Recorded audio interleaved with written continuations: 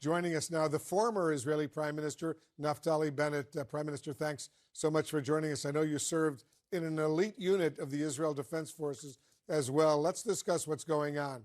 The White House tonight saying Iran's attack on Israel was defeated and ineffective. How do you think Israel will and should respond? Well, the past year has been a horrible year for Israel in the Middle East.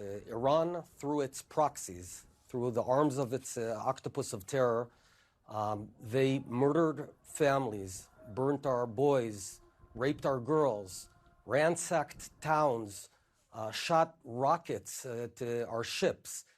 And the Israeli people, for the whole year, have been fighting, and we're determined now to fight back. This is a once-in-a-50-year opportunity. What Israel needs to do immediately, we need to take out Iran's nuclear program, we need to attack Iran's energy facilities, and we need to attack the regime itself right away, because Iran made a fatal mistake of shooting 200 ballistic missiles at the state of Israel.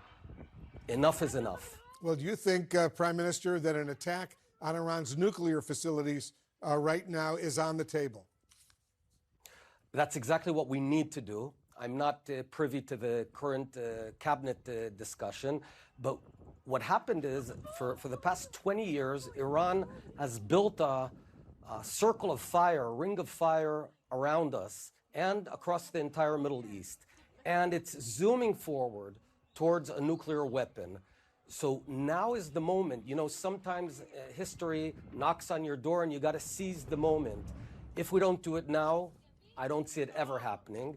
And now is the moment. I also want to explain why. Because Iran's strategy, it had two arms that were sort of defending it, or they were its insurance policy against an Israeli strike, and that's Hezbollah and Hamas. But those two arms are temporarily paralyzed. So it's like a boxer out in the ring without arms for the next few minutes. Now is the time that we can attack, because Iran is fully vulnerable. The Islamic Republic of Iran, it's time to hit, destroy the nuclear program, and finally allow the Iranian people to rise up, the amazing Iranian people who have the worst regime, one of the worst regimes on earth. This is the time, this would be the gift of the Israeli people, the Jewish people, to the Iranian people. I just want to be precise, Prime Minister. You want Israeli airstrikes to blow up Iran's nuclear facilities and its energy facilities, all the oil wells and the oil-related industry that is the main part of the Iranian economy. That's correct. A few hours ago, let's understand, the largest ballistic attack in the history of the world, 200 ballistic missiles in one attack were shot from one country to our country, from the Islamic Republic of Iran to Israel. The fact that we have brilliant engineers, amazing technology, and very clever people should not protect Iran from our wrath. And what they've been doing to us during the past year is unbearable, and we contained it and contained it.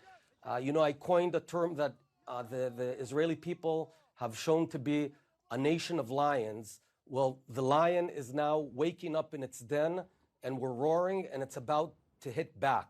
Enough is enough. You can't mess with us and get away with it anymore. The United Nations Secretary General Antonio Guterres today posted this comment. Let me read it for you. This is what he said. I condemn the broadening of the Middle East conflict with escalation after escalation. This must stop.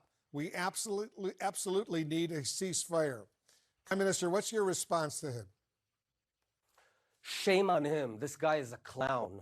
He's a clown because he cannot even bring himself to utter the words, I condemn the Islamic Republic of Iran for shooting 200 ballistic missiles on the Jewish state. He's condemning the broadening. What is the broadening? Have you ever met the broadening? I've never seen a broadening walk on the street. He's a coward. It's time for him to quit. The UN is a farce. If the United Nations cannot stand up and do what's necessary when one country is attacked by another, we did nothing to Iran. And for the past year, they've been making our lives miserable, not only ours, the entire Middle East. And instead of standing up for what's right, this coward cannot even bring himself to condemn Iran. Well, it's time for him to quit. The former Israeli Prime Minister Naftali Bennett, thanks so much for joining us. Thank you, Wolf.